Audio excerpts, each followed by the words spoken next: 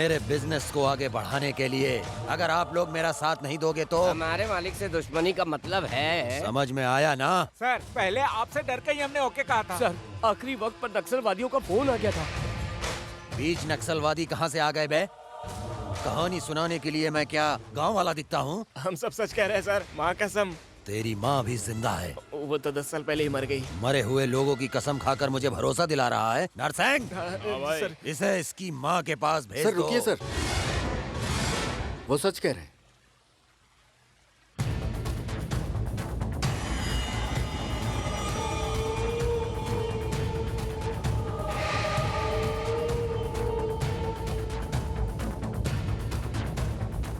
रघुनाथ, तुम जानते हो मैं पागल हूँ। मुझ में कोई सेंटीमेंट नहीं है। मेरे धंधे में किरकिरी करोगे तो पता है ना कि क्या होगा। शंकर जी, ये बात मुझे अभी पता चली है। आपसे ज्यादा मुझे दुख हो रहा है। मुझे बस 24 घंटे का टाइम दीजिए, ये मैटर मैं सेटल करता हूँ। उसके लिए इतना टाइम क्यों? ऐसी बातों में देर नहीं लगानी चाहिए, वरना भगवान नाराज हो जाते हैं। ये 5 लाख कैश भगवान के दान पात्र में ठीक है डालो। पापा। और हाँ बहू, तुम लास्ट टाइम यूरोप का ट्रिप प्लान कर ऐसी रहे थे, टेंशन क्या में हुआ? वो सब क्यों पापा? अरे टेंशन कैसा, सब हैप्पी है। अरे मैडम जल्दी से जूस दो, इतना लेट क्यों? क्या हुआ जी, आज इतने खुश लग रहे हो? कुछ नहीं लक्ष्मी, जिस वजह से मैं परेशान था भगवान के आशीर्वाद से ठीक हो गया, इसीलिए भगवान को थैंक्स करने के लिए। उससे पहले आपको अपने बेटे को थैंक्स करना चाहिए। माँ, उसे क्यों? बोर्ड ऑफ डायरेक्टर्स को फोन करके उसी ने ही तो डराया था। देखिए, आप गुस्सा करेंगे इसलिए उसने मना किया था। आप खुश थे इसलिए मैंने कह दिया। कुछ भी हो, उसने अच्छे के लिए किया ना। सुनिए। क्या है ये? फोन करके डराया? क्यों किया ऐसा? डैडी ने प्यार से कहा था, किसी ने सुना क्या? सबने इनकी अच्छाई का ये सिला दिया इन्हें। मुझे जो अच्छा लगा मैंने वही किया। लॉयन राजेंद्र का मतलब है सच और भरोसा, और उसे वो बेच रहे थे। क्या मैं चुप बैठा रहता? डैडी, मैंने गलती की है, लेकिन मैं आपको ऐसे दुखी नहीं देख सकता। आपकी खुशी के लिए मैं कुछ भी कर सकता हूँ। अगर मैंने गलत किया है तो आप जो सजा देंगे मुझे मंजूर है। गलती तुम्हारी नहीं है बेटा, मेरी है। इतने दिनों से तुम्हारी जिद को ही देखा है मैंने, तुम्हारी सोच नहीं देखी। दादाजी के पोते को कुछ और ही समझ रहा था मैं। मेरे पिताजी कहा करते थे, कांटे को कांटे से ही निकालना चाहिए, वैसे कमीनों को ऐसे पाठ सिखाना ही चाहिए। I appreciate you my boy. पापा, रघुनाथ जी का फोन काट दो, हम खुद उनसे बात करेंगे।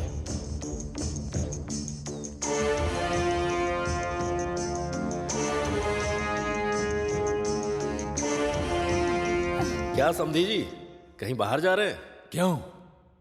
आपने जो किया उससे डरकर मैं घर में ही बैठा रहूंगा सोचे थे क्या? रघु जी, आप गुस्से में लग रहे हैं। नहीं नहीं नहीं, मैं बिल्कुल नॉर्मल हूँ, लेकिन आप दिमाग के अंधे हो गए हैं, इसलिए ये ड्रामा कर रहे हैं। जो कुछ भी हुआ उसे बताने के लिए ही तो आया हूँ। नहीं, आपने जो चीटिंग की उस पर मरहम लगाने के लिए यहाँ आए हो। देखिए, भले ही मेरे बेटे का तरीका गलत हो, लेकिन उसने बिल्कुल ठीक ही किया। हाँ, आपके फायदे का काम किया है इसलिए गलत नहीं लगेगा। मुझे मेरे बोर्ड ऑफ मेंबर्स के सामने इंसल्ट करवाया है ना, वो भी गलत नहीं है। बिजनेस में मेरे बराबरी में ना आ पाए तो रिलेशनशिप के बीच में डालकर पीठ पर छुरा घोंपा है, वो भी गलत नहीं है। मिस्टर रघुनाथ, इस वक्त मैं जो भी कहूंगा आप नहीं समझने वाले। नहीं चाहिए, मुझे मत समझाओ। ओके, आप क्या चाहते हैं? तुम्हें बोर्ड ऑफ डायरेक्टर्स के सामने सॉरी कहना होगा। अगर ये बिजनेस कंटिन्यू करोगे तो कुछ भी, अगर नहीं तो मेरा तुम्हारा कोई भी रिश्ता नहीं होगा, ये बात समझ लो। ओके, अगर किस्मत में यही लिखा है तो मैं क्या कर सकता हूं, यही खत्म करते हैं। ओके, इससे पहले हम जैसे थे अब वैसे ही हम रहेंगे। अब मुझे कोई बात नहीं करनी, बाहर निकल जावे। Give respect and take respect. छोड़िए पापा, वो गुस्से में है तो हम लोग अपना आपा क्यों खोएं? अगर ये मैच नहीं हुआ तो हमें कितना नुकसान होगा।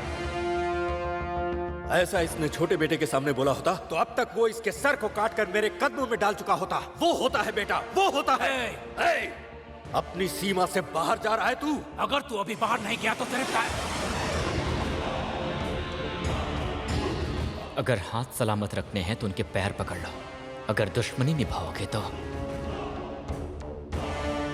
जिसे तमीज ना हो उसे संस्कार सिखाना बेकार है। ये शादी तोड़ दो बेटा।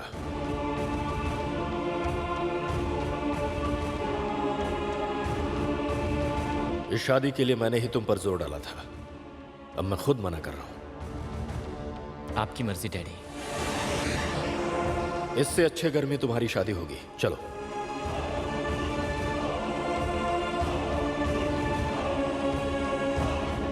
ए सुनंदा, उन लोगों का हम लोगों का अब कोई रिश्ता नहीं है। Match cancel. ऐसा मत कहिए डैडी। ना, भूल जाओ उसे। बस